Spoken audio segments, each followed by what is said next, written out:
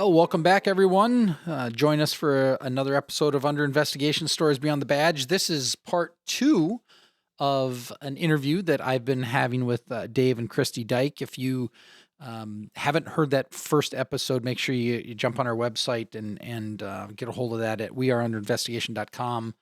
We have it on Spotify, Apple, iHeart, all that other stuff. But I want to summarize a little bit what we were talking about for those who maybe haven't heard that first episode. But Dave and Christi, again, welcome back to the show. Another episode. Thank you. And to summarize, because we talked a lot about a lot of stuff in that last episode. So, but I'll try to summarize a little bit with some help from you. Dave, you were a police officer for how many years? 24 years. So 24 years, medically retired as a result of PTSD after several incidents that you were exposed to. Is that? Yeah. And not that that's the focus of the podcast, because it certainly isn't, but it is real life that we're dealing with. And so you had several pretty traumatic incidents that you had seen over the course of your years, and ultimately you ended up medically retiring. Correct. Since then, or even before then, kind of struggled with suicidal ideology. Yep. Again, I think I messed that up last episode too, because it's such a fancy word. Yeah, they're spinning it. Yeah. But so just recap a little bit, kind of tell us a little bit about like your job assignments, where you were at. What kind of things did you do? Yeah. Besides patrol, because that's what we know. That's the bread and butter of everything. Yeah, exactly. That's all you see a lot on TV is the patrol side of it. But, so I worked for a small sheriff's department down in southeast Minnesota, very rural. I started out as a patrol deputy. I worked a very small town. It was a contract town in our community, so I worked that for a few years. From there, I went to days, and they put me in dare school because I was able to. Because I would always go when I worked in that small little town. I would always go in and visit classrooms with the kids because I had a couple teachers that were friends. So they'd be like, "Hey, come into our classroom today."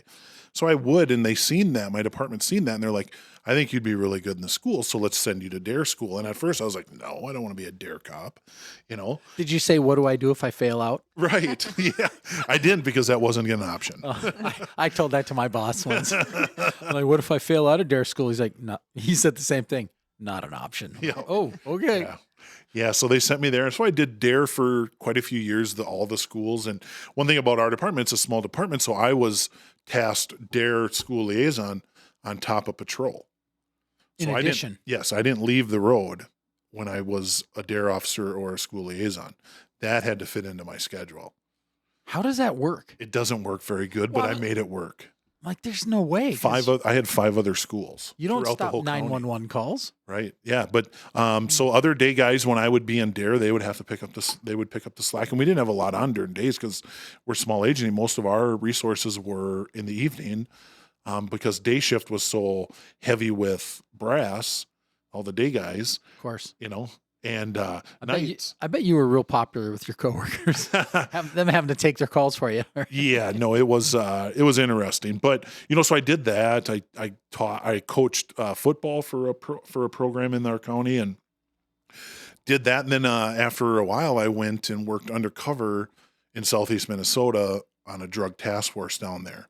It's an 8-county task force that I did undercover work for 8 years, about 7 or 8 years. Do I have to blur your face? No. I'm like, that's a lot of work. No.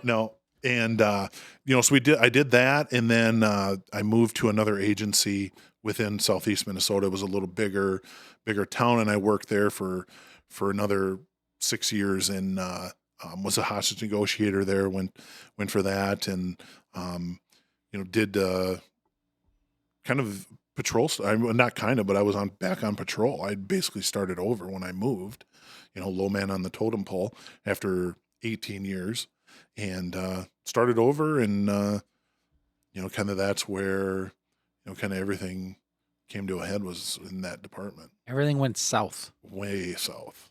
So, Christi, first of all, thank you for coming. Yeah. It's such a, I interview first responders fairly often, but I don't get the spouses very often. Yeah. Unless I can convince my wife to jump on an episode every now and then. Well, it took a lot of convincing. Yeah. For Dave, he had, was invited to a local college to speak to the graduating law enforcement program. I luckily had to work in the ER that day, so I had an easy out not to go, and it was kind of a last minute thing. And Dave went and came home and asked me if I'd start speaking with him, if we kind of share our story. And it was 6 months, Dave? Yeah. I think that I dug my heels in and said there wasn't a chance in hell that I was going to get in front of people and speak and do anything. I mean, it wasn't an option for me. And kind of the more we talked about it, and Dave kind of suckered me in, and he's like, we need to become what we were longing for and we couldn't find in our darkest days. And I'm like, oh. So I think, Dang. Dave, you gave her an option. He gave me I gave her an ultimatum. their options, Dave. If anybody, if you do not get that joke, you need to go back and listen to the previous episode. Yeah. Because there's a lot of options and ultimatums in this marriage. Yeah, there was. Yeah. Their options. They were needed. They were very much needed. But yeah, I always joke when we go and talk places that it took her 6 months to get her to talk, and now she doesn't shut up. So Uh-oh. I will leave you guys to follow up on that separately later. But so in the last episode when we were talking, there were definitely times that you were worried about Dave dying. Mm-hmm. And you'd made a comment right before the end of that last episode, which I actually thought was perfect timing to end it and to start this one. Is I think, and I'm paraphrasing a little bit because somebody's going to correct me. You said, little did you know that things were going to get a lot darker. Yep. So, Dave had gone to a retreat. He'd coming back less than 48 hours after, not a retreat. I'm sorry. Went to a hospital for treatment. Yeah. Came back on a Monday, and like you said, it was like Tuesday. yeah, the very next day. It was like my second day back. So, and then went on an absolute, for anybody, a career-changing call. Yeah. That's not normal, that Yeah. kind of stuff. And then considering the dark space that you were already in, let's kind of pick it up from there. I mean, what is happening now in your guys' life? Yeah. So, after Dave had that call with the murder of the teenager, he went on for about 8 months. We thought, what's left other than to walk away? And that's ultimately what we decided. But we didn't realize what stripping that identity was going to do to Dave and just the gradual downfall. I didn't think things could get any worse than where we were. I was scared at that time that Dave was suicidal. It wasn't until about 8 months later, because it was around the time frame that Dave ultimately left law enforcement, was the first time that he became suicidal. I suspected this, but I never found out that he had actually started his plan and put that plan into action until maybe 8 or 9 months later. I think he forgot that he hadn't told me about it. And Meaning like, hey, I want to die. mhm. And I mean, did you? Okay, I'm just trying to. I want to make sure I Yeah, track here. yeah, Yeah. no, absolutely. Is the belief that he coulda, woulda, shoulda told you that he was thinking about this, or what was Nope, your? it was a very random, casual conversation with a good friend of ours that had happened to come over. And we were just sitting around talking, and one thing kind of led to another. And our friend started, sharing some of the troubles that they've gone through and thoughts that they were having. And Dave's like, yeah, I get that. I was there too. I started making my plan. And all of a sudden, I just kind of, like, you did Oh, did you what? give yourself whiplash? Yeah. Yeah, because he said to me, he's like, hey, because he had a step parent that, did that and struggled with it. And he's like, you've never tried that, have you? And please tell me you haven't. And I go, yeah, I have. And Christy, you're in the dark. I was at this completely point. in Was the sitting at the table with us, and I kind of I just was like, we were in that conversation, and I didn't think, I'm like, it's been 9 months. I haven't tried it again, so it's like, yeah. If the recorder was going on my face right now, I'm sure it would say a lot because I'm like, Yeah. oh, wow. Yeah. Yeah. And so Okay. now, I've learned about this. I know about it, and I kind of filed it in my back pocket. And, we keep chugging along. I feel like we kind of had developed a new normal in our life. By no means was it good. And then we had Gary Schroeder Jr.'s suicide that completely rocked Dave's world. And over the course of the next month, Dave plummeted like I'd never seen him plummet before. And I, again, knowing he's been suicidal in the past, I hid our guns at home because I'm not going to make it easy for him if that's what he's going to choose to do. And about a month after Gary's death was kind of when Dave ultimately hit his rock bottom. And I ended up I had a friend of ours call me one day, knew things were pretty bad and Dave was in a bad place. At that time, I was working at home, and he said, hey, Dave's going to go visit so-and-so, one of his buddies. And he's like, I just want to make sure that's a good person for Dave to be around. And I immediately had tears in my eyes and my heart dropped to the floor. And I said, he can't go see him. He killed himself about 10 years ago. That's one of Dave's friends that died by suicide. Mm. And now Dave's going to visit him. I also know the area that Dave is the area of his department that he worked on, or his agency, for 18 years. I now have to call his former partners, who are still our friends. He still sees a lot of them, stops in to visit. I have to call them and ask them to do a welfare check on my husband. My husband, a police officer, former police officer. They're doing a welfare check on my own husband. I believe full well that he's not going to be alive when they find him. I don't know how he's going to do it, because I know I have our guns, because believe me, I checked multiple times a day that they were where I hid them. And now I have to call them to go find their old partner, likely dead. Dave happened to come back home, and I called the guys back, because we have their personal cell phones. They're our friends. And I'm like, hey, I'm good. We're good. I promise I'll call you if I need anything. And because of that relationship that we have, they trusted me. I trusted them. The guys didn't come over to our house that day. And again, the next day, the same thing happened. And this time, the current sitting sheriff came and met up with Dave. And they came up with a plan that they were going to get together again the following day. Something just wasn't sitting right inside of me. It's that feeling that you get. At this time, I was mainly working at home, but I would still pick up shifts in the ER when they were short. That following day, I had picked up a shift, and I walked into work basically long enough to walk into my supervisor's office and said, I have a family emergency. I need to leave today. I can't be here. Because something in the pit of my stomach said, you have 24 hours to figure this out. And if you don't get something figured out today, Dave's not going to be here tomorrow. I don't know where that feeling came or why I had it, but I couldn't ignore it. So what I did, I left work and I sat in the parking ramp across the street from the hospital. And I made a couple phone calls. And the first phone call that I made was to a place that's I had heard specializes in first responders, and they're like, yeah, we can help you. We have a bed in 4 months. I'm like, 4 months? I don't even think I have 24 hours. Second phone call I made was to Chateau Health and Wellness. I literally knew nothing about this place other than reading about it on their website. How did you find them? I mean, I know you said you read about them, but you were searching for solutions? I think a friend randomly, I think I'd sent a text message to a friend saying like, there's gotta be something out there. There's gotta be. We need more than what anything local can handle. We need something who knows how to deal with first responders, can speak their language and gets it. And I was given this name of the place, and without knowing anything about it, I called them and they're like, hey, we can help you. We have an emergency bed. We try to save a bed for situations just like this. But we got to run your insurance. I'm like, there it is. That's the catch. Mm-hmm. Your insurance, my insurance normally doesn't cover out of state.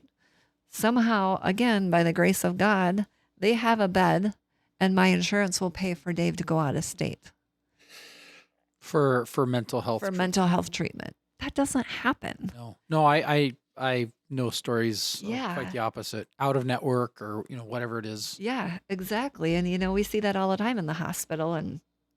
And so I'm like, wow, this is going to happen.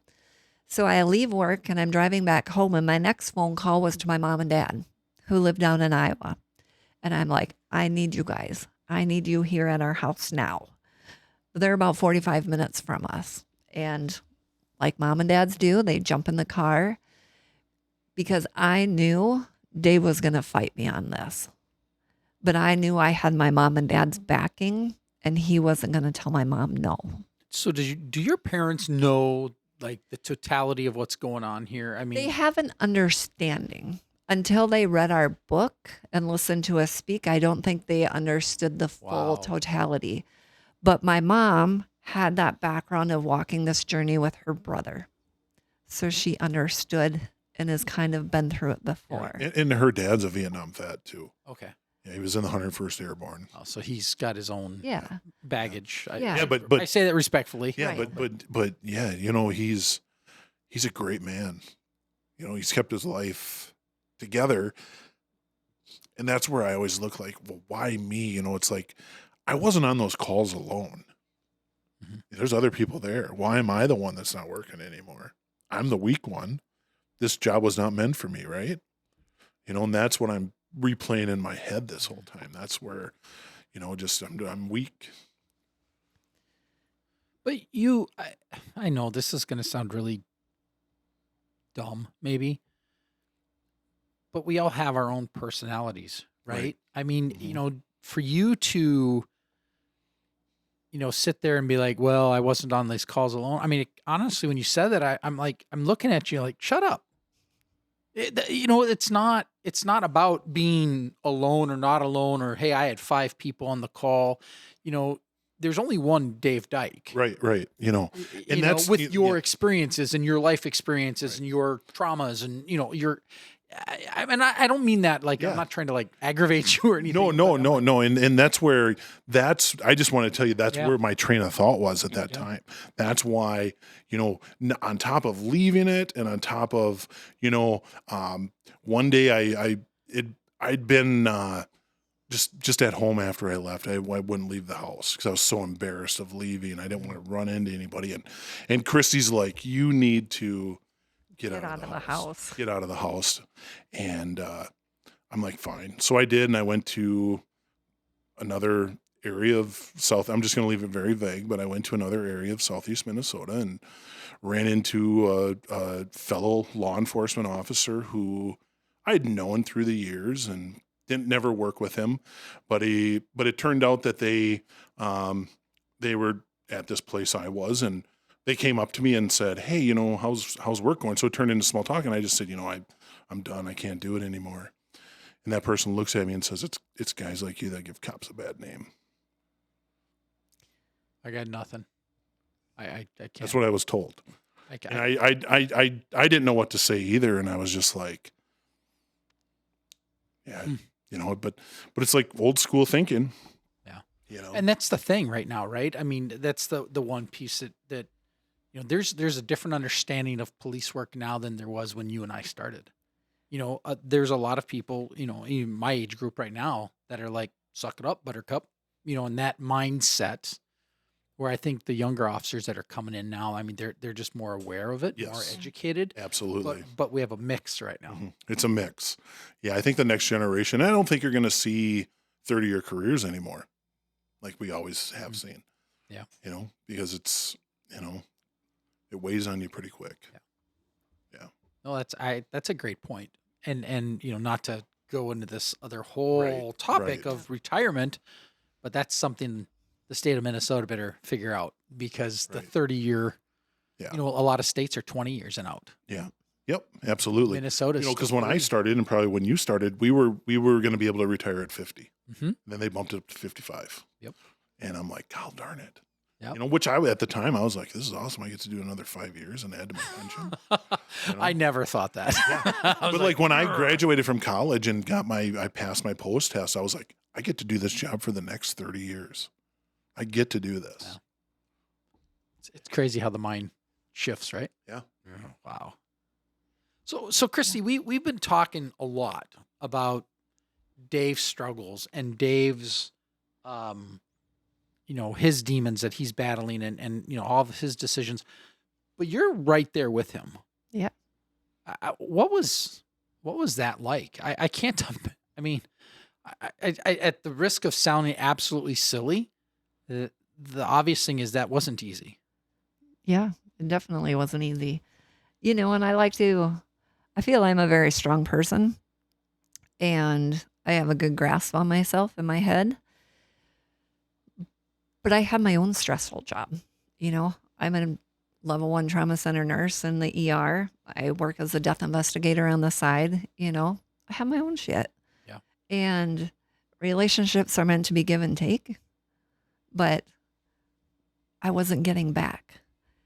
But I also felt I can't tell Dave and talk to him about some of the stuff I'm feeling or experiencing, or just like tell him my day. I had this shitty code come in today. I can't tell him that, because if I let him feel like I'm starting to fall apart or that I'm getting stressed out, that's just going to make his stress even more, because now he's worried about me. And so I felt like I just had to take on that whole weight and take care of myself and try to take care of him. And kind of like Dave did when he worked undercover, letting go of everything, that all of his hobbies, anything non-work related, I kind of did the same in a sense.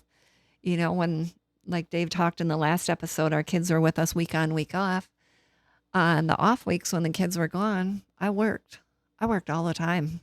Any hours I could have, I took them. Was that to get away from the home life? Yeah. Or okay. Yeah. I didn't want to be at home, but I didn't really have any hobbies. I didn't have time. But then if you're not at home, who's watching Dave? Exactly. So it was like, I mean, I don't mean to sound silly, but I mean, that's kind of it. Like, who's But if- keeping an eye on Dave? Yeah, absolutely. but if nobody's if the kids are gone, going to work was my reprieve from Dave almost. Yeah. I'm coming home. And it's terrible. You have that mindset that I can come home and not worry about the kids being the one to find Dave, because they're gone this week. And so I would try to base my schedule based off of the kids' schedules. And, knock on wood, at that time, most of them had their license, or, they were active in sports, or had, their little part-time job. Friend life. I mean, teenage life. I mean, The last thing they want to do is hang out at home with mom and dad. Right. So when they were with us, they were busy a lot. And so I would try to base my schedule around the kids' schedule, because I never wanted the kids to get home before me. Which begs the question that I want to ask. Yeah. I can't imagine opening the door every day going, what am I going to find? Yeah. Is Dave going to be sitting on the couch, or is Dave going to be laying on the floor? Yeah. I mean, did you literally have those kind of Oh, thoughts? 100%. I actually started having visions towards the end that week before Dave went out to Chateau Health and Wellness in Utah. And that week was when I knew this is it. Mm. This is it. I cannot keep walking this journey with you any longer. If you can't find what you need to take care of yourself and start kind of correcting some of those problems in your head, or dealing and working through some of those emotions, I can't keep walking this journey with you. Because I would walk around the corner and I see Dave dead. Like, I'm starting to have visions of it. Like, it's like my mind's preparing me for what my heart said is coming. And was it probably 4 or 5 months before that, Dave, when you had left to go look an apartment? yeah, I we was had calling a decided realtor. we had decided we were done, and I went to look for an apartment, and she was calling a realtor to sell the house, and I'd left for that day, and for some reason I came back. I don't know if I forgot something or what, but when I got back, she was in the bathroom on the floor. Christy was crying.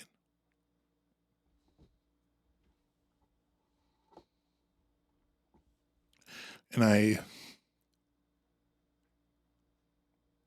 opened the door, and she's just on the floor crying, and the things were so bad I didn't know if I should comfort her, if I should. I just stayed away, but and don't let her think that she's Miss Innocent, because she didn't tell me about the handful of pills that she had, and when I opened up the bathroom door, she stuffed them under her butt That to time, hide them, that incident right there. to hide them. Oh wow. Because she was at her wit's end. She, she's an ER nurse. They fix stuff, and they fix stuff fast, and they get the people out and move on. Well, this whole time, she's trying to fix me, and I'm not fixed. I'm not getting fixed. And she's at her wit ends. She has nobody to relate to in this, and she's just like, I'm done, and this is my wife. She's not the one that was going on the calls, but that's the thing where I say they get left behind because they don't think, it's just the first responder going through stuff because, the family should be fine, but no, it's not. It's a family thing, and it's, God bless her for staying, man. I just, every time I hear her talk about this, it brings tears in my eyes to think that I put her through that. Yeah. And I think I would say everything happens for a reason. And I know some people don't like to hear that, but I truly do believe it. And it was around that time, I think, that Dave had went with a nonprofit that we used to work with a lot and spoken at a conference for trauma nurses up in the cities. And Isn't that ironic? yeah, I know. What are the odds? But at that presentation, Dave took a picture of a letter that was read, that was sent into this organization by the spouse of a 18, 20-ish year Army veteran. And she was walking the journey of his PTSD. He medically retired out of the Army. She's walking this journey alongside him. She became so overwhelmed. She packed her bags one night to leave, but the only thing she put in the bag was a gun. And she's sending this letter in, saying, thank you for continuing to reach out to me. And I'm so glad I didn't give up because I'm in such a better place. Our family's doing so much better now. And Dave brought this letter home to me. And for the first time, I felt like somebody understood. Somebody understood my side on what I'm going through. Because we'd started going to conferences and listening to different speakers. And you'd always hear people, oh, yep, I've heard that out of Dave's mouth before. Yep, I've heard that. But nobody talked about the spouse. And, we have a chapter in our book, and I think it's titled The Silent Partner. But that's essentially what they are. Yeah. They're the most important partner you're ever going to have. Not those guys and gals on the street beside you. Yeah, they're important in your life. Don't get me wrong. But it's your family at home. Mm-hmm. That's what comes first. Right. It's like and I like to use this as like when I did do my week stay in the hospital and left, the only person there to pick me up was my wife. They didn't line up outside for me like when you get shot or which granted, I mean, that's, they should line up outside when you get shot and stuff. But there was nothing where nobody called to see how I was doing, which is fine. But yeah, the family was the law enforcement family that I had put first in front of my family for so many years was now really nowhere to be found. But my wife was still there. The one that I had pushed back and pushed away and thought was the enemy. I couldn't agree with you anymore as far as the family aspect. The one piece that I'm not going to push back, but it's another aspect because I've been on the law enforcement side of sometimes, and I'm not defending it, I'm just mindset. There's been times that I've had partners that I was really concerned about and I simply froze. Yeah. You don't know what to do. You just what do I say? What do I do? Is it my place? Is Right. it, you know what I mean? And We meaning law enforcement, we've got to do better. Mhm. We need to get through that. I mean, I have since, this was years ago that I remember this conversation or this thought process. And I think agencies are getting better too, in fairness. Yeah. But we're in this weird transition stage, right? When all these things are going on that we simply don't know what to do sometimes. And that sucks. We actually have a chapter in our book about that, on the power of communication and the power of a simple conversation. And I had met with a medic that I used to work with pretty early on into my career. And when Dave and I were going through this, we started to share a little bit more on social media and, not trying to hide it as much as we had before. And he called me up and he's like, hey, Christy, will you come and meet me for lunch someday? I just want to know how I can help support, at that time, his then girlfriend, going through this journey. This was probably one of the smartest, best, and funniest medics that I'd ever worked with. I didn't have any idea that they had 2 prior suicide attempts, one that left them intubated in the hospital. So here we are sitting and visiting. It's awkward. It's hard. You don't know what to say. Talking about suicide and mental health isn't easy. And so we're sitting there having this conversation, basically two friends, two former coworkers. And I walked away from there and I called Dave and I'm like, that really sucked. Like that conversation sucked. I'm like, he reached out to me for advice or a connection or something. I walked away thinking I said and did nothing to help him. I felt very selfish because I was there to help him, yet at the same time, it felt good for me to talk about some things that were going on at home. So I walked away with these mixed feelings. About a month later, this person ended up at an inpatient mental health place, and we received an old-fashioned handwritten letter in the mail, essentially calling us superheroes, and that superheroes don't have to wear capes because you two are mine. From a simple conversation over a meal and being willing to show up. What I felt, I did absolutely nothing, but that shows how powerful just showing up and being willing to talk. And we talk about that when we speak sometimes, you don't know what to say sometimes. But if Dave has a heart attack and comes back to work, I mean, like, hey, how are you feeling? It's the same as the nurse practitioner that I worked with in the ER. He didn't know me from Adam. I've never spent time outside of work with him, at any kind of work-related function. Pulls me into the hallway once in the ER.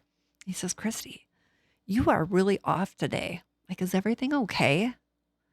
Is there anything I can, you're just not yourself. And of course, what do I say? I'm fine. Fine. Yeah, we I'm knew like, that was no. coming. Famous words. Yeah. We knew that was coming, didn't we, Dave? Yeah. But at the same time, in the back of my mind, I'm like, this was the biggest reality check for me. Because I knew inside things were far from fine at home. So here's a real question for you. When he said that to you, did it offend you?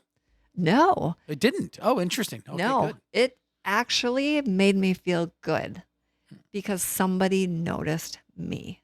Mm. Somebody noticed and cared enough about me. Like, I'm just me. Somebody who didn't know me aside from work could tell things were off and cared enough to say, hey, I'm noticing some changes in you. And for me, he was spot on. I wasn't going to admit it to him at the time, like I probably should have, but he was spot on.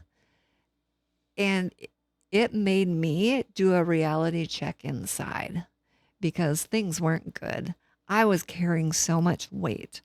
And it was shortly after that I reached out. I went to a therapist myself for a few sessions. I needed that for me. I needed that permission almost from that outside person to be like, it's okay. It's okay for you to take care of yourself. Because if you're not taking care of yourself, you're not going to be the best person for Dave to continue to support him.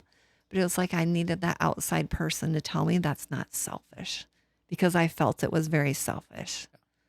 So timeline, where were you at with Dave when that check-in occurred? I mean, we're It was probably around the same time frame that Dave found me in the bathroom that day. okay. So It was all kind of, and then it was probably that following week that I'm like, yep, girl, you better get yourself in check here. And that I went and to a therapist for a few times. I absolutely loved her. And, that's one of the things, I'm not a therapy person. I dig the hippie shit, as Dave calls it. And we need to That's find her. her. That's her therapy. That's We my- need to find her some oils. yeah. Oh, she has oils. plenty. If you want one, I've got probably extras.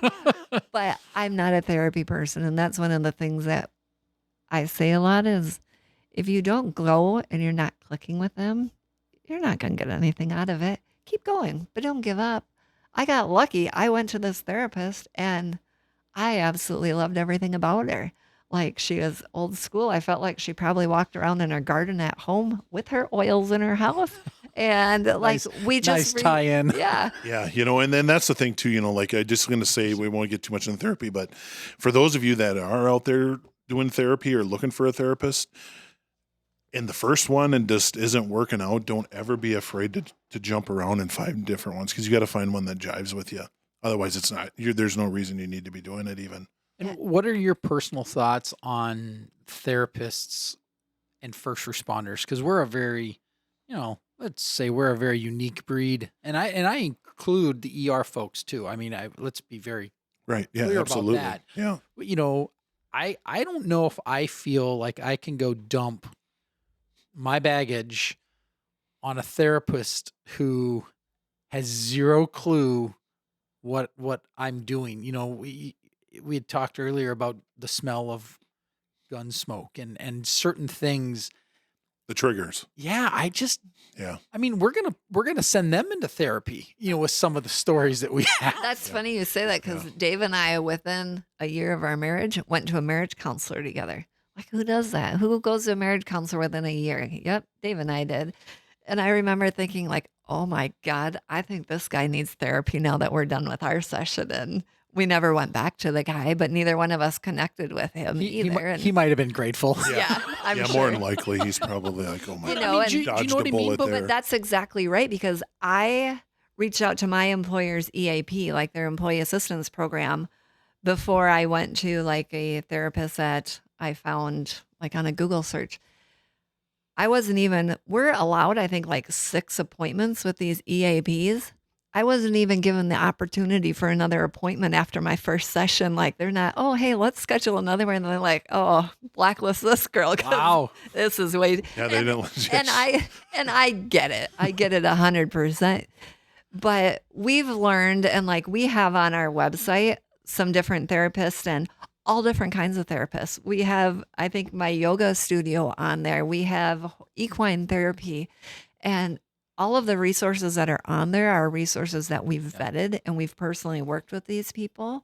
And because that's why, like, if we can take that hardship of having to search a little more for that, like we were trying to like do random Google searches, and there's so many more organizations out there that are starting to kind of specialize and offer different resources for first responders and people who just, you don't have to explain it. They understand. Yeah, I want to, my experience with an EAP several years ago, I called the EAP and I got so frustrated because they asked me so many questions. I'm like, are you the therapist?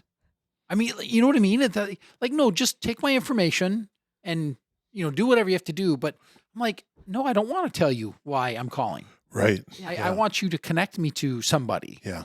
I'm like, I don't want to tell my story twice. right. And that's kind of, I was so frustrated. And so me personally, I'm sorry, I may take a little heat from this, but I'm not a fan of EAPs. I'm not. No, I'm 100% with you, because, I've not seen anybody say, God, I'm so glad that I went to that EAP. I've never heard it. No. Never. No. No, my wife and I went to a marriage counselor years and years ago, and 15. I mean, it was a while ago, but we found one that actually refused to take insurance, and we're like, yeah, I like you, because they're like, no, I don't need to supply everybody with the notes and all this kind of stuff, and she's like, no, I won't. So we got it at a reduced cost, and it worked out. So I mean, that was. Right. I tend to lean that way more than the EAP, which there's just too much paper trail on. That's just me. There is. Yeah. So anyways, real quick, just because you mentioned your website, I just throw that out there again. What again is your website for everybody who's listening? Our website is beneaththebadge.com, and we have a page on there solely dedicated to resources with different vetted agencies and organizations that we've worked with. In addition to that, on our website, we have, I don't know, what is it, about a 10-minute long, kind of almost like a trailer, if you want to call it that. We did that before our speaking, long before our book and things really took off. And we've had people reach out and be like, hey, I know somebody is struggling, but I don't know how to start that conversation. And I'm like, hey, would you be comfortable sharing our website with them, sharing our video? And that has been enough for a couple people that we know of that they've reached out to us personally. And, we always say we're not therapists, we're not counselors, but we're good listeners and we'll always listen. We have resources that we can connect people with. We've helped facilitate getting quite a few people into inpatient. Some of them have gone to the same place that Dave went to. Um, So others have gone to other places. So let's, not that I'm necessarily wanting to wrap this up but this is just a good point to kind of talk about, what you guys are doing out there. So what is beneath the badge, and what are you guys doing with this so story? Beneath the Badge was kind of formed when Dave was invited to speak to a local college to the graduating law enforcement program. I worked that day. There were five graduating students at a relatively Four-year large university. At a 4-year university, 5. But he came home, and part of that presentation, the students were kind of required, I guess if you want to call it that, to write a paper or talk about what they learned. We literally threw this presentation together in like a week. It was a complete last minute thing. And Dave went, we never thought about it. And he came back home. He's like, hey, would you ever do this with me? I'm like, oh, hell no. I don't have any desire to speak to anybody or talk to people. I'm a nervous wreck getting in front of people. And about 6 months later, Dave looks at me. He says, we need to do this together. We need to become what we were longing to find and what we were looking for. And it started just sharing our story to our local area volunteers. And it's just completely snowballed. And we've now spoken all over the U.S. We've been up to Canada speaking. We speak to the Belize Police Department here coming up in a couple of days. But via Zoom. I was like, Yeah, no they- way. I'm like, take me, Dave. Take me. They want there. they want us to come down, but for right now we're going to do the Zoom just because I'm not a traveler. I don't know, Dave. I think you should go. Yeah, no. I do too, but At believe some point we'll probably go. Believe me, once you travel with Dave, you'll understand why Oh, we're I'm not a nervous going. wreck. Oh, yeah? Yeah. A nervous wreck. You think I've got paranoia travel with me one time. Oh yeah. Unfamiliar places. So what do you guys talk about? Like your presentation to the graduating class of 5. I mean, what were you presenting? I didn't talk about. I talked about the mental health side of it, of what we talk about now, which is, the biggest thing is not to, is to bring awareness and to make people realize that they're not alone, and to also be like, quitting isn't the magic fix that you're going to get. Mm-hmm. There's so much things you need to do to help yourself, and you still can be able to do the job. I was a little late. I had, we kind of talked about it off the air about, but mine was I waited too long to get the help I needed, where we advocate and be like, get the help now, because you can have a successful career. Even if you have PTSD, you can get through things in life, but you have to put that as a priority and getting, working on yourself. I mean, and it's important to say, I think you could have a successful career while having a diagnosis. Absolutely. 100%. Mm-hmm. I think that's, people Yes. think that's like the kill switch, Yeah. right? Correct. It's like, ooh, you're done. Well, It's like, no, That was us. yeah. We felt that way. And now with all the knowledge and information that we have, having gone through all of this, there's so many things we would have done differently. And that's what we try to remind people, like, it's not a career ender. Like, Right. Yeah, it doesn't have to be. Yeah. It does not have to be. Exactly. Yeah. and the other thing we try to emphasize is you have your job, your hobbies, your family. Don't give up on all of that. Taking care of yourself might not necessarily mean you need to go to a therapist or talk to somebody or do any kind, whether it's EMDR or anything. It might simply be going golfing, go play cards with your friends. Do the things that you enjoy and bring you happiness. And don't lose sight of those, because when Dave was going through this, he got so into his career and his undercover work, that was his life. He gave up everything else. And you have a life outside of your job. Yeah, and then when I left the undercover thing, I didn't have any hobbies to latch on to. So what I did have is I had alcohol. Of course. Yep. Of course. And that was my coping. Do you think, 2020 hindsight, of course, do you think you giving up on all those outside hobbies was a factor in the struggles you've had as a result of the job? Yeah, I think it had somewhat of a effect on it. I wouldn't say it was the sole reason. I think the sole reason is that I just didn't. I was doing nothing healthy. It was all negative coping methods that I was using. There wasn't a positive thing out there that I was doing to try and help myself. It was negative. It was alcohol. It was doing other stupid things, you know, that I was doing and not taking care of myself. Yeah, and I think probably the most humbling thing that we've learned since we started doing this is, like we said earlier, when you're in those dark stages, you hear all the time, oh, you're not alone, but it doesn't matter.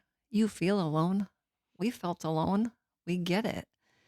And what we've learned is we're not anything special. We are small town USA, but what makes us special is we're putting ourselves out there and sharing some of the really most vulnerable times of our life in a very raw way.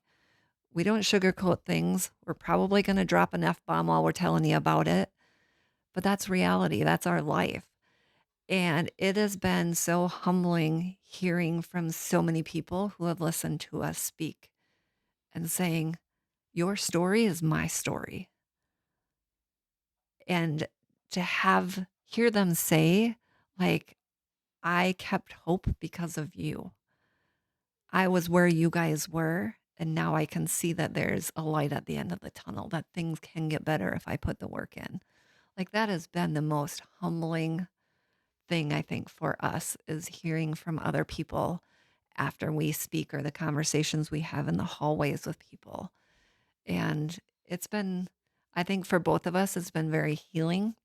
That's what I was going to ask. Yeah. Sense of purpose. Yeah. And yeah, no, I'm sorry. And I don't want to interrupt that thought. No, but I was and just to like, know that we can still have ties to the first responder community and still help people, but in a much different way now. We're trying to be there. We always give our cell phone numbers out when we speak to people, to departments or conferences, wherever it's at. We always give our personal cell phone numbers out. Like, when we say we'll listen, we mean we'll listen. And then, with the release of our book that we had, it's just kind of another layer and another added thing. Like, okay, we might not be in your area, but here's another tool for you to put in your toolbox. And so it's been I think too, and I talk about it a lot in the book about the non-traditional medical stuff. Like I do ice baths now, and that I would have never. I've done the polar plunge before. You just jump in and jump out right away. Now you have to settle in. I'm afraid to even do the polar plunge. Really? Oh. Yeah. So we do ice baths at our house. I bought a trough and 150 gallon Rubbermaid horse trough. We fill that up, put ice in it, and you don't have to put ice in it today. No, we wouldn't. We are fair weather ice. Yeah, we are fair weather icers. Oh, the way that changes. You're not going to see me chipping ice out. I'll add ice to it, but I'm not going to chip it out and then jump in. Yeah. Oh. But, so and that's a great way to kind of bring it to today. So what are you doing? I mean, what are you doing to take care of yourself to make sure that Dave doesn't slip back to 3-4 years ago? Ice baths. What else is going on in your life? So I have, I always talk about, I have these beads with me 24/7 that I talk about, and it's a grounding thing that I do. So I have different things that I do throughout the day if I need to. I do that. I'm currently in therapy for doing some EMDR work on some things that I'm still struggling with. And then I'm also doing therapy for my nervous system because I'm always on edge. It's like, I'm always I'm very hypervigilant. And so I'm doing things on those to try to bring my hypervigilance down and kind of be normal, like breathing, because I don't take big, deep breaths. I take a lot of shallow breaths. That's one thing that this therapist had told me. She's like, watching you breathe, you're doing all shallow breaths. You're not doing that big belly breath. And she says that has a lot to do with it because you're just, it's like you're almost hyperventilating all the time. Well, I'm not, but that's what it's like. So ultimately, those are things I'm working on. I've got my therapy dog or my service dog, Naya. Naya. Okay, there's always a reason behind the name. There is. On this one it is, and her real name is Naya Thera Jane. Yes, he gave her a middle name. Yep. Wow. Yeah. And we call Fancy. her Naya, and she is a long-haired German Shepherd. Mhm. She's an amazing dog. She's very, very smart. And she is my partner whenever I go anywhere that I feel I'm going to be uncomfortable. But there is places where I won't. I don't, if I feel like I need to take her to a restaurant, I don't go to that restaurant. Just Oh. because I respect other people's, thing. If I need her to go to that, I just don't go to that restaurant. I go to places that I can take her. And then if I don't need to, well, I can take her pretty much anywhere because she's a service dog, but I try to keep other people's things in mind too, because she's not a small dog. Well, I mean, she's she's a big girl. Yeah. She's a big girl. But Naya Thera means survivor in a Kish African language. Ah, okay. I was like, I knew there had to be something there. Yeah, Naya Thera. Yep. So where did you get her? Through an organization here in Minnesota. It's Soldier 6. Aha. Great organization. Yep. And we were talking Yeah. off air earlier, but we have their head trainer Mike is going to be a guest here Yeah. very shortly. Yeah. So Yeah. that'll be Mike knows Naya because Naya is very vocal around other dogs, and that's something we're working on. And so Mike will remember Naya. okay. All right. Absolutely, I'll ask him Yeah, about it. yeah. That's So, also part of the reason why she doesn't come with us right now. Oh, yeah, we don't. If we can drive there, I'm not gonna fly with her. There's no way, because I'm already a nervous Nelly, and a dog is just gonna add to that. Oh, yeah. Yeah. It'll make things worse. She's supposed to be therapeutic, not Yeah. stressful. Exactly. They're kind of two peas in a pod sometimes, how they feed off of each other. It's just like, you just want to hit yourself in the head sometimes. I'm like, oh my God. because she you gets, guys. I get amped up, I get nervous, she gets amped up, and then she's trying to get on my lap. She's sniffing my face, doing her thing. And the other day I was doing EMDR, and she was at my therapy appointment with me, and all of a sudden she sat up and she come over and she just got up on me, and she's sniffing my face, licking my face, like she knew something was coming in the therapy session. Mm-hmm. So Wow. it's pretty cool to just be a part of that. And she's amazing. She's been a great addition. And when I first got the offer, I declined it. Oh, really? Declined it. I said, I don't want it. I don't want a service dog. So I secretly applied. You do a lot of stuff like I am. Yes. I'm kind of shady and secretive. I was like, that's kind of, But normally he finds out about stuff I do and try to pull. Yeah. I mean, the stuff you're doing, in fairness, is good It's stuff. good. It's good stuff, but Yeah. it's still like devious. But I was at work. Dave? We We can and, talk about one other thing that I was really upset about when she planned it. Oh boy. Oh, is it Oh. your retirement party? Yeah. Oh, And we can talk about that ooh. when she gets done with it. Yeah. Yeah. But yeah, a girl at work, she's like, have you ever heard about Soldier 6? Because she kind of knew a little bit about what we were going through. I'm like, yeah, actually, I've heard about them. And she's like, why don't you apply? I'm like, nope, Dave told me he wasn't interested. She's like, just apply. Like, what's it going to hurt? And I'm like, you know what? You're right. What do we care what Dave thinks? Yeah, what do we care what Dave thinks? I'm the only one that's going to have the dog. I'm going to do my own thing anyway. I'm with you, man. I'm like going, oh, I see what's going on here. And so I'm like, yeah, you're right. And so I applied, and I'm thinking, I'm never going to hear back from them anyway. And so I applied, and a couple weeks had gone by, and I get a phone call, and Dave and I are out working in the garage, and I can't remember if it was Dana or who it was, but they're like, hey, this is so-and-so with Soldier 6. And David heard about Soldier 6, and all of a sudden he kind of does one of these and looks at me, and I'm like, okay, I'm like, just to pause this conversation, Dave doesn't know anything about this, and he's sitting right here by me. So cat's out of the bag, and surprise, Dave. And yeah, so they talked for probably 30 minutes on the phone, and Dave's like, thanks, but no thanks, I'm not interested. And they're like, just think about it, and we're here if you change your mind. And Yeah, and at that time I was about a week or so out of Chateau. Okay. So it was after Chateau. And I was in an IOP, an intense outpatient. I did a 6-week thing, and when I left Chateau to just kind of readjust back into home life and different things. And there was a guy in there who had just gotten a service dog. And he said, hey, he was telling me about it. And I said, yeah, I got an offer to do one. He goes, I'm not going to do it. I said, I don't want to. And he looks at me, and it was on Zoom, and he looks in the camera, and he's like, Dave, you need to do this. This thing is amazing.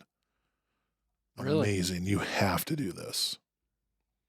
So some very practical questions. Is there any cost, like the initial cost No. for a dog? Nope. They give you X amount of money for a dog. You can go get it wherever you want. Oh, you get your own dog. Yeah. Because I've had Naya since she was 6 weeks old, and you get assigned a trainer, and then you just schedule with your trainer when you train, and you train her all the way to her certification. And then beyond that, if you ever need to rework things with the dog, or if you need to work on this or that, you call your trainer and be like, hey, can we get together in the next week or so? Yep, absolutely. You have that for the life of the dog, and it's no charge. Oh. And the first year they pay the vet bills too. So initial setup, they take care of you. I mean, Yeah. they give you X amount of money for the dog. Where do you find a dog? You can go anywhere and get a dog, but Christy did her research. We narrowed it down to a couple breeds, and she found Naya up in Prior Lake. Mm. Yeah, we found a lady that had done a couple litters. She had the mom, the long-haired one, and it turned out that the dog was from a kennel that we were looking at out of Illinois. That's where mom was from, and so was dad. Was this big kennel out there, this working line German Shepherds. So we got it, and we got a heck of a deal on her, and man, she's amazing. Gosh, she's just awesome. Yeah, I love it. it's been such a blessing addition to my recovery. So you've got some bead stuff. You're doing some ice bath. You're still obviously doing therapy. Oh yeah, I'll be doing therapy the rest of my life. I know that. I'll be doing some time. I might be able to take a break from it here and there, but I'll always be doing some type of therapy. Like I see my regular doctor 2 to 3 times a year. Just my medication is right, and then I do therapy with others outside. I'm always doing something to take care of myself. That's one thing. It's like when I left law enforcement, the nightmares didn't stop. They actually got worse. And the guilt of leaving, the self-thought of me being worthless because I left, like we kind of talked about, it still haunts me a little bit, and I still have the negative thoughts, and I'm still working on stuff. I'm still always going to be working on stuff. I still, when I get really wore out and tired, the nightmares come back. Oh, okay. They roar their ugly head, but I'm able to fight back now and not let it bring me down. It's just kind of become where I have them.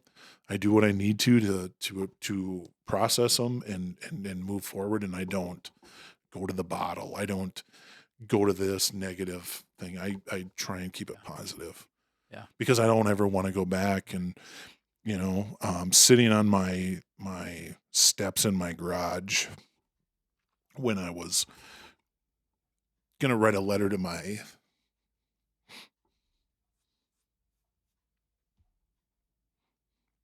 daughter.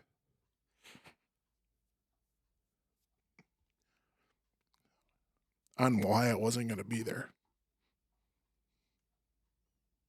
And that I'm doing this not because of anything you did. It's because I'm in pain and I just need the pain to end.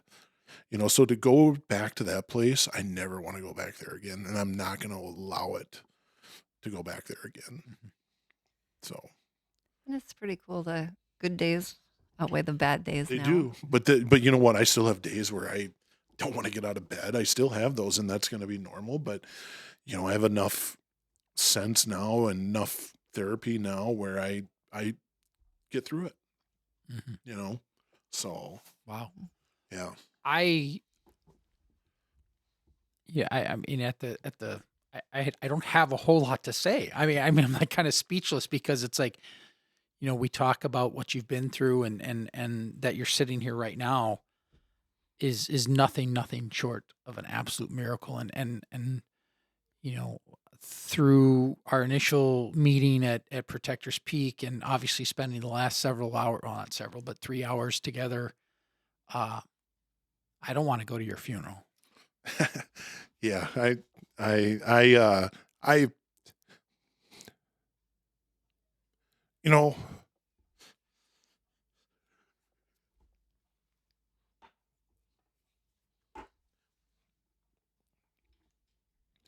I think one of the things I realized with Gary's Jr.'s death was that could be me. Mm-hmm. That could be me. And without knowing it, his death saved mine, which I'm forever grateful. Was that a turning point?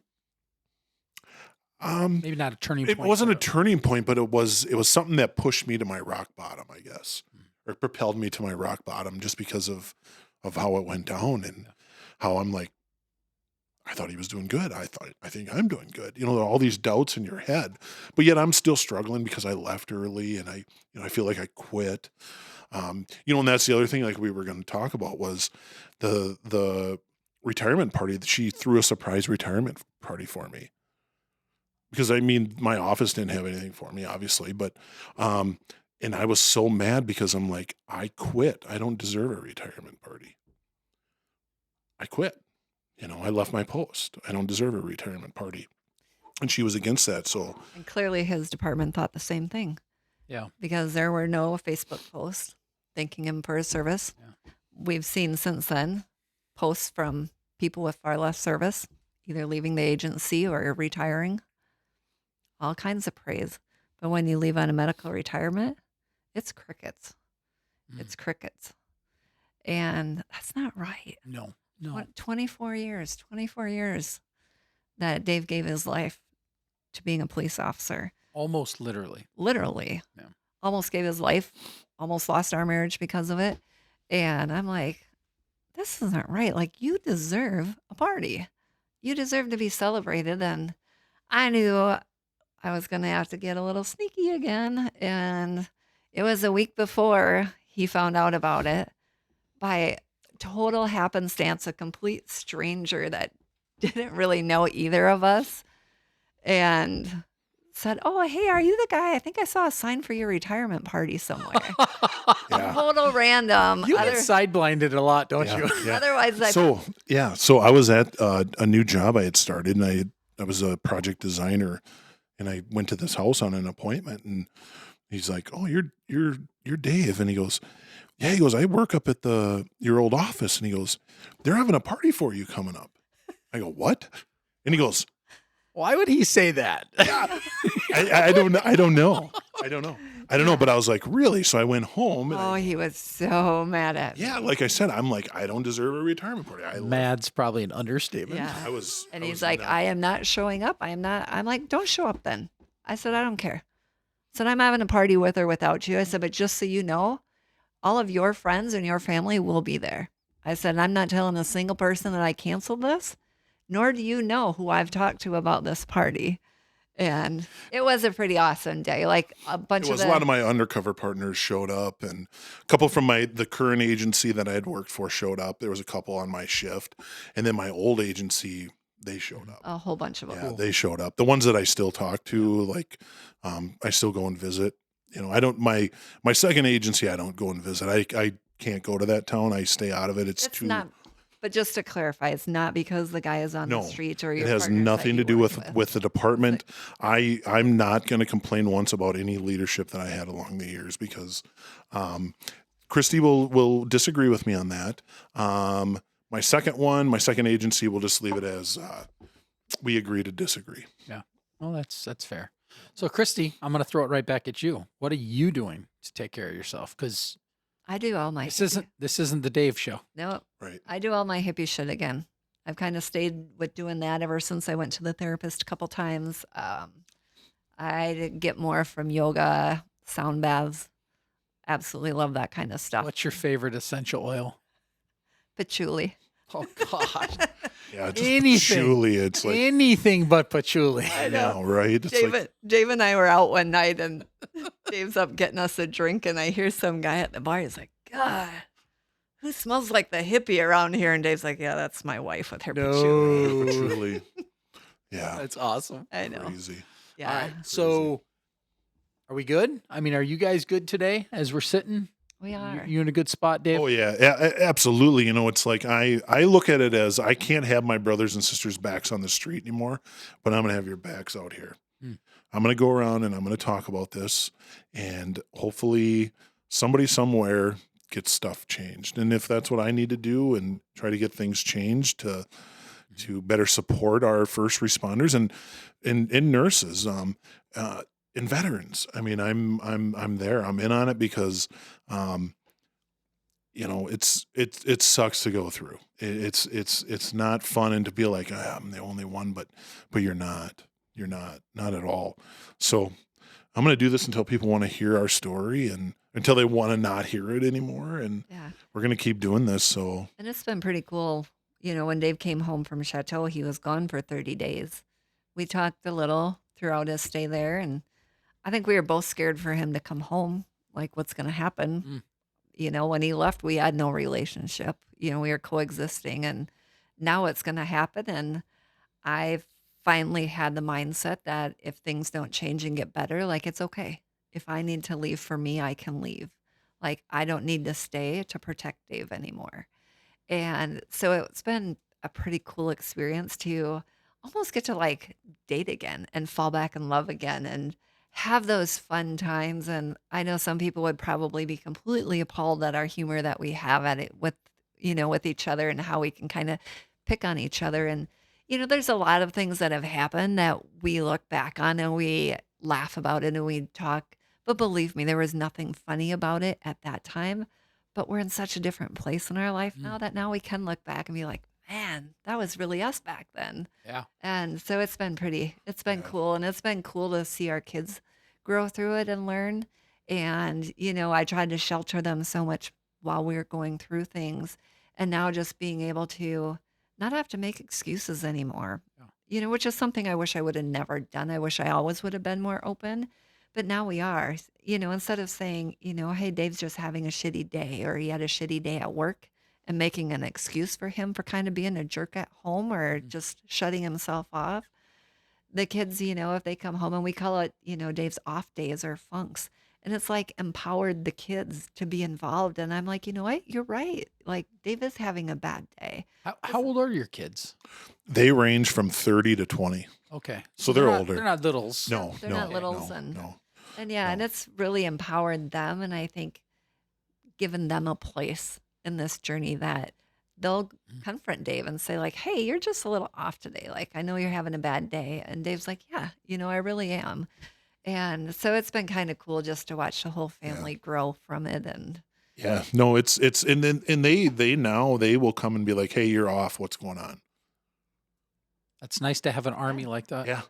Yeah, they did it, and yeah, it's amazing, and it's kind of ironic is, our one daughter, our oldest daughter is a nurse, then our oldest son is a construction worker, and then we go on down, and our youngest is in college. Well, our two youngest are back in college, and man, they're dealing with everything as best they can, and with grace about it, and no, it's been amazing to be able to share what. And the funny thing is like I have two kids of my own, and all of Christy's kids, all three of hers have heard us speak, but my two have never come to one of my speaking engagements yet. Are they scared to? And I don't mean that. No, offensively. I don't know that they're scared. I don't know if it's just timing or what, or just life, but they've never asked, hey, where are you speaking? And maybe they just don't, and I'm never going to push them to come see us. They each have a copy of the book, and whenever they decide to read the book, I'm sure I'll have a lot of questions. Yep. So You would in my household. I got to prepare myself for that too. And whenever they're ready to read that and have the questions, I'm ready to answer. Well, but that'll be a tough day. Yeah. But it'll be a good day. Healing. Yeah. Healing. Yeah. All right. Yeah. So all this talk, where the heck can we get the book? Where can we get a hold of you? Where can people who are listening to this story, how do they get a hold of you guys? Yeah. So our website, beneaththebadge.com. We have an email link on there. You can send us a direct email. And then remind me, is your phone number on the website, Christy? yes, I believe my personal phone number is on our website. And then we have our Facebook. We're most active on Facebook for the simple fact that I'm old and I can't figure out how to run any other social media. But Facebook and our website are the main ones. Our book there's a link on our website for our book to Amazon. I think that's where most people shop now, is on Amazon. It's on Kindle and in paperback. Do you know how much the book costs on Amazon? I believe it's $15.99 or $15.19. All right, that's Amazon kind of fluctuates. So Amazon kind of does its own thing. We've learned 2 cups of coffee. Yep. Yeah. It's Pretty not much. that expensive. Yeah. And it'll take you about a Dateline episode to read it. Yeah. I like And that's another thing, that we've offered now that the book is out, that it's not just for first responders. It might be for somebody else who's struggling and you don't know how to approach that conversation. Like, what an awesome gift to give them. Yeah. That they can kind of read about our journey and the thrones of hell that we went through and how we came back. And our only hope is that it will inspire others, as we've heard our speaking has, inspire others to keep climbing and keep holding on. Yeah. Well, it sounds like a perfect Christmas gift. Yeah. Yeah, hopefully. Yeah, no, absolutely. And then, traveling around speaking and seeing all these different officers and first responders throughout the country, because it isn't just police. One of the hardest groups to talk to is law enforcement. No. Shocker. Say it ain't so. Right. And because they sit there cross-armed and they're looking at their watches like, when's this over? And I was voluntold I had to come, and that's what sucks. But hopefully some of those that have been voluntold to come hear us has opened their eyes to the help out there and the recovery that is possible. Even if you get diagnosed with PTSD, the career's not over. You just need to take care of yourself and put your mental health as the number one priority. And we hope too that, because we've spoken to a lot of, independent departments or conferences, whatever What's it an is. independent department? I just want to know. Okay. Is that okay? Just department. This, folks, is Smarty pants. this is the part where they poke at each Yeah, other. this is our life. But no, we've spoke with a lot of departments, and we hope, if nothing else, it will be an eye opener for some of the higher ups and the managers and the chiefs, and that there needs to be a culture shift and a culture change. And one of the coolest things that we're starting to see is departments that are incorporating spouses and significant others into their onboarding and their orientation, because the first people who are going to notice change are those spouses and the family at home. And for them to have resources that are, sometimes outside of the agency versus just calling the chief and let him know what's going on. Nobody's going to do that. Let's be real. They're not going to do that. But when you start incorporating the chaplain services, the social workers, just outside, hey, here are some different kinds of therapy options or yoga, whatever it is, having all of this put together in a packet that you're handing to these spouses, like you're setting them up for success. And you're setting their marriage up for success by saying, this is what you could see, and these are the potential and what's going to happen.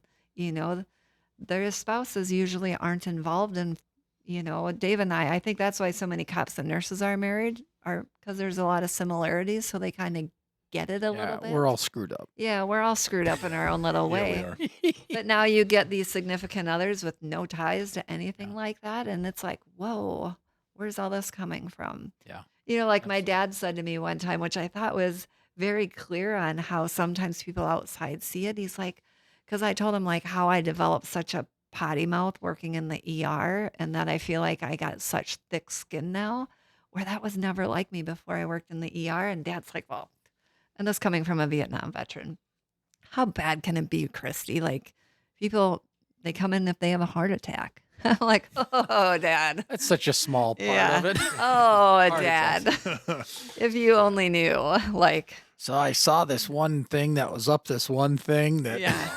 Yeah, there's so much more to it than that. Oh, Yeah. geez. That's Well, crazy. I'll tell you what, we'll wrap this up, Yeah. but I want to say thank you guys very, very sincerely. I think the service that you guys are offering now is super important, especially as we transition from this older generation to this next generation of law enforcement. Especially, I mean, I just speak for that as personally, but the need is there, and to have you two pair up together to share that story, because Dave, like I said a little bit ago, it's not the Dave show. Exactly. It's the Dave and Christi show, and it's people sometimes forget that you have your own baggage that you're dealing with when you're trying to deal with his I mean, it's controlled chaos at best sometimes. Yeah. And I want to thank you both for being so absolutely raw and real. I'm gonna talk to my department and see if we can have you up and talk to our folks too, but we'll awesome. talk about that later. But thank you so much again. Make sure you guys visit Dave and Christi's website at beneaththebadge.com. Per Christi's confession, Facebook is probably more active than anything else, but if you want Dave and or Christi to do their presentation, get a hold of them on their website and call Christi's personal cell phone. Yep. I don't know why she's saying that, but she says call her personal phone, so go ahead. Yeah, give her a call. Get all the creepers. Yeah.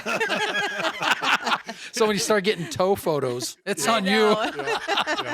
But anyways, seriously, guys, thank you so much. Thank you so much for having us. On behalf of our show, we want to thank you for joining us. And again, for those who are listening, you can visit our website at weareunderinvestigation.com. We will certainly put a link to your guys' website. I want this to be a team effort. And yeah, thank you. I just, there's not much else to say except for thanks. We so appreciate Thanks being here. for allowing us to share our story on your show, and we thank you so much. And too bad your partner couldn't have been here. Maybe well, I'm gonna say we won't come back, but maybe next time he could have been. Next time. That's all right. He needed the day off. Perfect. All right, thanks everybody. Everybody have a great night. Thank you. Take care. Thanks for tuning in to Under Investigation. We hope you enjoyed today's episode. If you want to dive deeper or stay updated on everything we're working on, check out our Facebook page at www.facebook.com/weareunderinvestigation.